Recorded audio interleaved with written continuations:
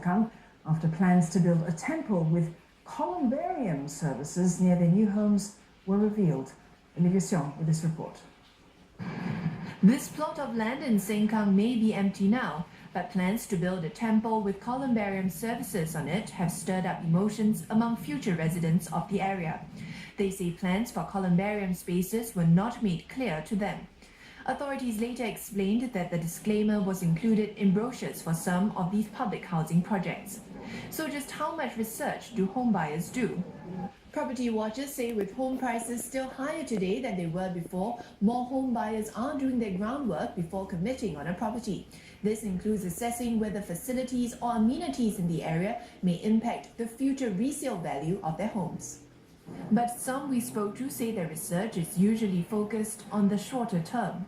We didn't really ask the property agent what are the amenities for the next 20 years, but we look at the existing infrastructure, whether it's near the MRT, is it near the schools. I actually just did a search as to what are the facilities around, such as I think there's LRT right in front of my block, and there's also a hospital coming up.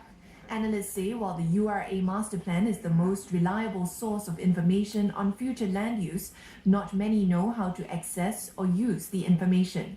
Even though you can check the master plan only tells you the zoning and the density. What actually is going to be built, you will not know until the tender specifications are put up by the URA or the HDB.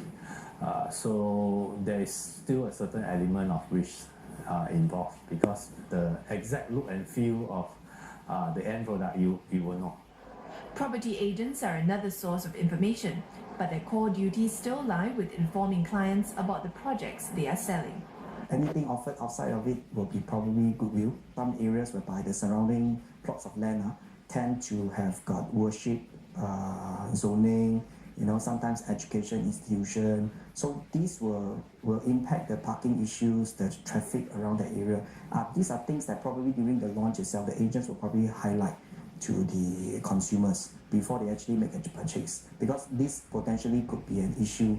Moving ahead, experts say authorities could convey information more clearly.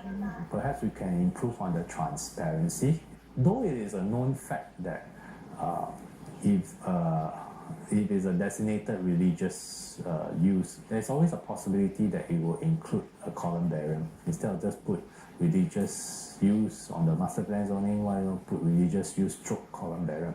Analysts say this will also allow the public to make a more informed decision before deciding to buy a property. In a joint statement today, the Urban Redevelopment Authority and Housing and Development Board say they will ensure the proposed temple will integrate well with the surrounding developments, and this will be done in the same way that other existing places of worship have been integrated in many residential estates. The agencies say the company that won the tender for the site, Eternal Pure Land, has also affirmed its commitment to run a Chinese temple to serve the community. URA and HDB also noted that most places of worship have some columbarium facilities and are found island-wide. Moving on with other news now, the rat infestation